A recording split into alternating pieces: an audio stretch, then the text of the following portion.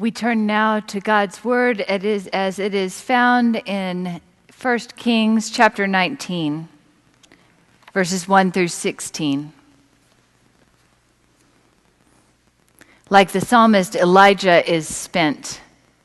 He has defeated the prophets of Baal and now finds himself on the wrong side of Jezebel, who vows to put an end to him.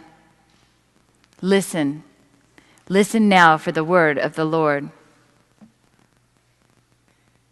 Ahab told Jezebel all that Elijah had done, and now he had killed all the prophets with the sword.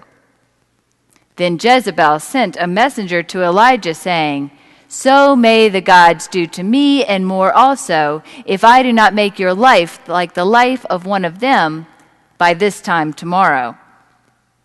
Then he was afraid. He got up and fled for his life and came to Beersheba, which belongs to Judah. He left his servant there. But he himself went a day's journey into the wilderness and came and sat down under a solitary broom tree. He asked that he might die. "It is enough now, O Lord, take my life, for I am no better than my ancestors." Then he lay down under the broom tree and fell asleep. Suddenly, an angel touched him and said to him, "Get up and eat." He looked, and there at his head was a cake baked on hot stones and a jar of water. He ate and drank and lay down again.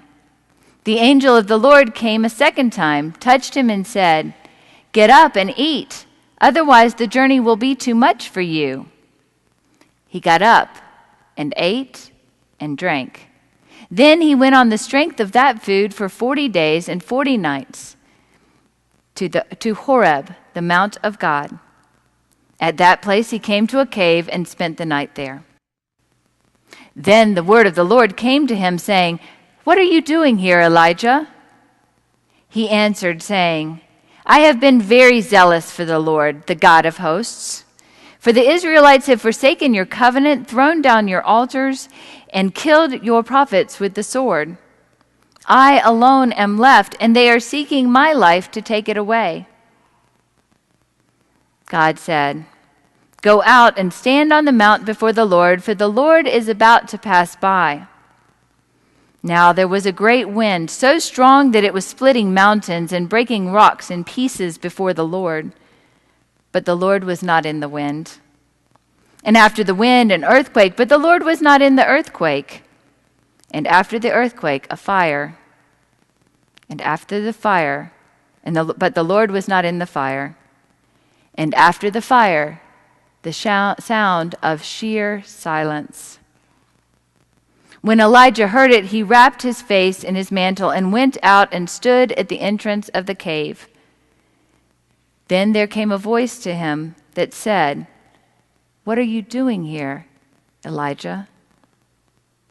He answered, "I have been very zealous for the Lord, the God of hosts, for the Israelites have forsaken your covenant, thrown down your altars, and killed your prophets with the sword. I alone am left, and they are seeking my life to take it away." Then the Lord said to him, "Go, return on your way to the wilderness of Damascus. When you arrive, you shall anoint Hazael as king over Aram. Also, you shall anoint Jehu, son of Nimshi, as king over Israel. And you shall anoint Elisha, son of Shaphat, of Abel-Meholah, as prophet in your place." This is the word of the Lord. Thanks be to God.